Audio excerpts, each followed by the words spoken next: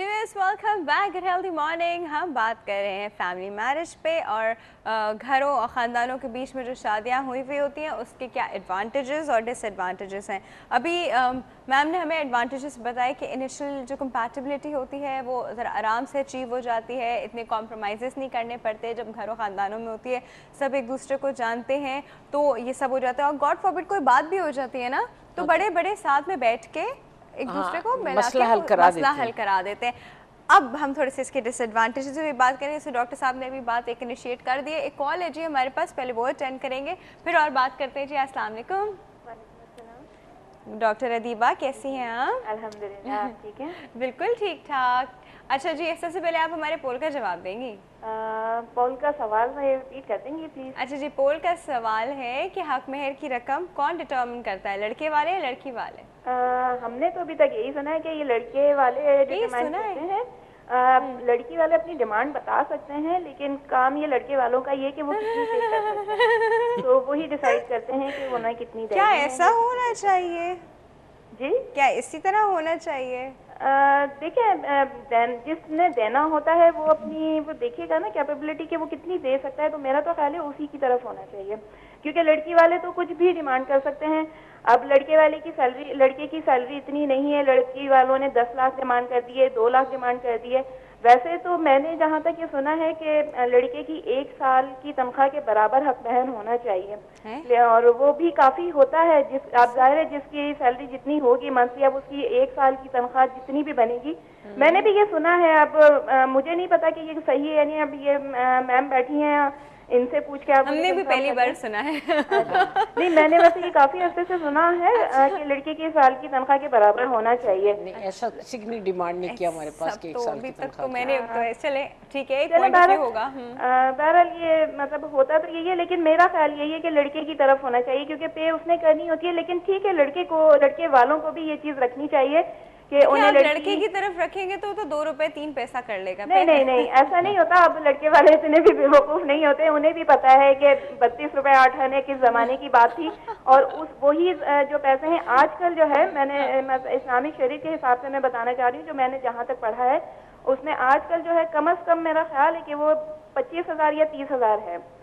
तो कम अज कम बता रही हूँ मैं, ये कम अज कम जो मतलब रखेंगे ना वो इतनी है। और ज्यादा से ज्यादा जाहिर है फिर जो अपनी जो हैसियत के हिसाब से रख सकते हैं उन्हें रखना चाहिए। लड़के वालों के लिए कह रही हूँ, लड़की वालों के लिए, क्योंकि उनकी डिमांड तो कुछ भी हो सकती है, कम भी हो सकती है, ज्यादा भी हो सकती है। यहाँ पे लड़की वालों को भी तो थोड़ी रियलिस्टिक अप्रोच चाहिए, वो भी तो देखें कि कितना अगला दे सकता है ना। बिल्कुल, यही चीज उनको देखनी चाहिए, यही मैं कहना चाह रही हूँ। ठीक है जी। अच्छा, कुछ और कहना चाह रही हैं? हम खानदानों में जो शादियाँ हुई होती हैं उनको बात जी, मैं मैम की बातों से मुत्तफिक हूँ कि फैमिली मैरिजेज में जो है एडवांटेजेस जो है वो ज्यादा हैं। और डॉक्टर साहब ने जो अभी एक बात की थी कि फैमिली मैरिजेज में जो है बीमारियों के हिसाब से जो देखा जाए कि वो फैमिली में ज्यादा हो रही हैं या आप आजकल लोगों ने कम करना शुरू कर दी हैं शादियाँ। तो मैं सिर्फ उसमें एक चीज ऐड करना चाहूंगी कि अगर तो फैमिली में कोई बीमारी है तो और आपको वो पता भी चल सकती है। जाहिर है खानदान में अगर कोई चीज बात होती है ना कहीं से वो चीज आप तक पहुंच जाती है। लेकिन अगर यही चीज आप शादी बाहर करना चाहेंगे और खुदा ना खास्ता उस फैमिली में भी वो बीमारी हो तो वो चीज आपको नहीं पता चलेगी और कोई आपको बताएगा भी नहीं। और जाहिर है आप खुद पूछते हुए अच्छे भी नहीं लगेंगे कि आपके खानदान में कोई बीमारी तो नहीं है। तो मेरा ख्याल है फैमिली में, आउट ऑफ फैमिली अगर आप करते हैं तो आपको बहुत सी चीजें नहीं पता चल सकती। अब जैसे मुझे कोई आके कहता है कि जी हमारी लड़की को हेपेटाइटिस सी है, फलां है, ये बता दे। मैंने कहा बताने के बाद कोई शादी करेगा? आप मुझे बताइए। लोग तो आजकल कहते हैं बिल्कुल सेहतमंद लड़की हो, लड़का भी लोग देखते हैं अगर लड़का कोई बीमार है तो लोग नहीं करते। कोई लड़की को भी हेपेटाइटिस सी होगा तो भी लड़की वाले शादी नहीं करेंगे, ये भी तो है। तो बाहर शादी करने का सिर्फ डिसएडवांटेज यही है कि बहुत सी चीजें आपको नहीं पता होती हैं और आप ना मालूम कर सकते हैं किसी से और कोई आपको बताएगा भी नहीं।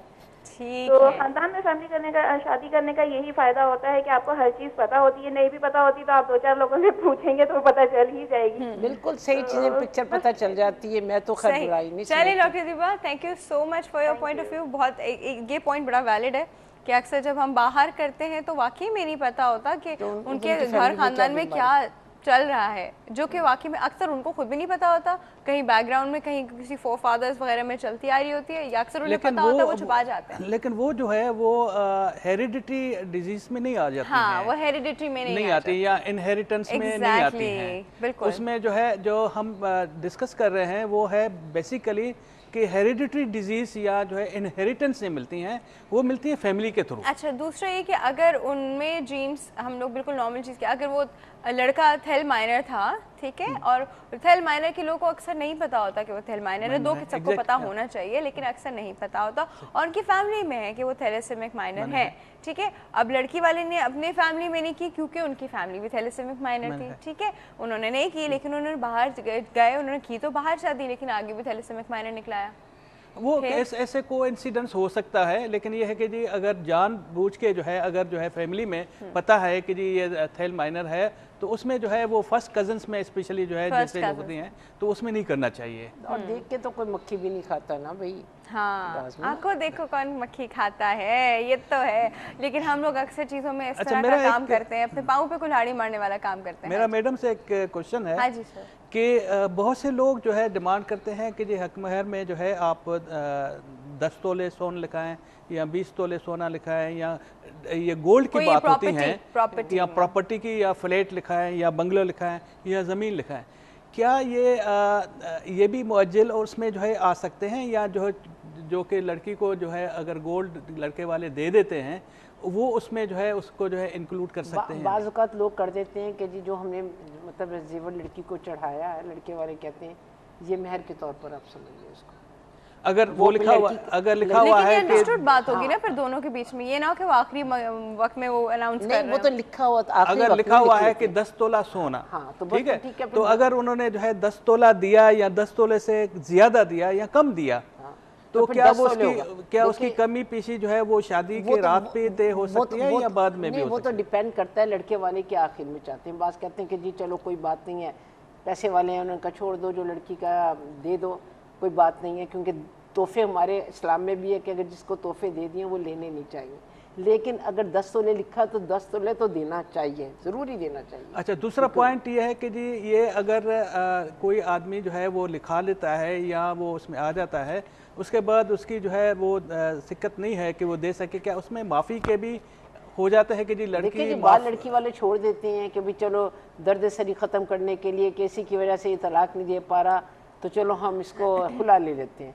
खुला के पॉइंट ऑफ से, क्योंकि खुला में नहीं, माफी की मैं बात कर रहा हूँ कि जी लड़की जो है लड़के को जो है माफ कर देती है ना, वो तो कोई भी माफ कर सकता है, वो तो आपकी अपनी मर्जी है, हर जगह पर माफ कर सकते हैं, लेकिन वो एक जो होता है अंडर कंपल्शन माफी होती है, वो वाली नहीं करानी चाहिए भाई, एक जो है माफी होती है कि जी वॉलंटियरली होता है। एक बंदूक के जोर से तो नहीं आप माफी करवा सकते। अच्छा मैम, अब हम बहुत ही बड़े मेजर डिसएडवांटेज की बात करते हैं जो कि फैमिली के अंदर जब शादियाँ होती हैं उस पर होता है। देखिए, कुछ रिश्ते हम लोग खुद बनाते हैं, ठीक है, हम लोग we are not blessed with that initially, जिस तरह माँ बाप हैं, आपका घर खानदान है, ये रिश्ते वो हैं जब आप पैदा होते हैं तो ऑटोमेटिकली आपके होते हैं और आपके होते हैं, आपके खून के रिश्ते हैं, ठीक है। दूसरे जो रिश्ते होते हैं ये हम खुद बनाते हैं। जब किसी और से आपकी मतलब ख़ानदान से बाहर शादी होती है तो गॉड फॉरबिड डिवोर्स हो जाए, रिश्ता टूट जाए, तो वो चले बाहर के लोग थे, ठीक है, बट जब घरों के अंदर गड़बड़ शुरू हो जाती है, फुप्पी का बेटा, मामू की लड़की, ये वो, और घरों के बीच में, उनके बीच में जब इस तरह की बात आती है डिवोर्स की, खानदान टूट जाते हैं। हाँ, वो बिल्कुल टूट जाते हैं। बिल्कुल आपसे ये कह रहे हैं कि अगर अपने खून के रिश्ते वो खत्म हो जाते हैं, खत्म हो जाते हैं। बिल्कुल, मैंने ये चीज़ का देखा है। ग्रुप जो होता है, हाँ, और कोई एक तरफ हो जाता है, मिसाल के तौर पर दोनों बहनों के बच्चे हैं तो कोई उनको सच्चा कहता है, कोई उनको कहता है, और एक प्रॉब्लम क्रिएट हो जाती है। अच्छा मैम, एक कॉल है हमारे पास, इस पे बात करते हैं जी। अस्सलाम वालेकुम। वालेकुम सलाम। Good healthy morning. Hello, healthy morning. Rafiya कैसी हो? बिल्कुल ठीक ठाक, आप कैसी हैं? मैं बिल्कुल ठीक हूँ। पहचान लिया तुमने? आपकी आवाज़ कैसे भूल सकती हूँ मैं, मुझे तो नींद में भी आती है। नाम बताना भूल गई थी, जिसे मैं तुम्हें कहा था कि ना मैंने तुम्हें उसमें देखा था प्रोग्राम में। कौन नाम बताना भूल गई थी? मैं अपना नाम बताना भूल गई थी। मिसेस, वो अपना नाम बताना, आप अपना नाम बताना भूल गई थी? चले आज बता दें। मैं रिजाना शाहिद बात मुझे पता है। हाँ। लेकिन आप, मुझे तो पता है, लेकिन आपके लोगों को बताना भूल गई थी। तो आप आ रहा था तब भी दोबारा, फिर मैंने दोबारा भी देखा, रिपीट दिखाया ना उसमें मैंने तुमको देखा, मैंने कहा लो दोबारा खड़ी हुई है। अच्छा, ये देखो, ये जो आंटी बैठी है, मुमताज आंटी। हाँ बेटा। हेलो, बोले। मेरा ख्याल है आई थिंक उनकी कॉल ड्रॉप हो गई है। आई एम सो सॉरी, दोबारा कॉल कर लीजिए।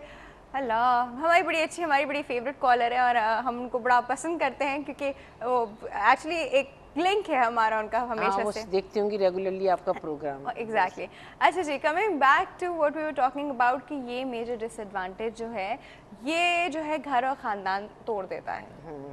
तो ये एक रीज़न है जिसकी वजह से नहीं देखिए एडवांटेज जिधर हैं तो एक आधा डिसएडवांटेज भी हो जाता है, सारे नहीं ब्रेक होते।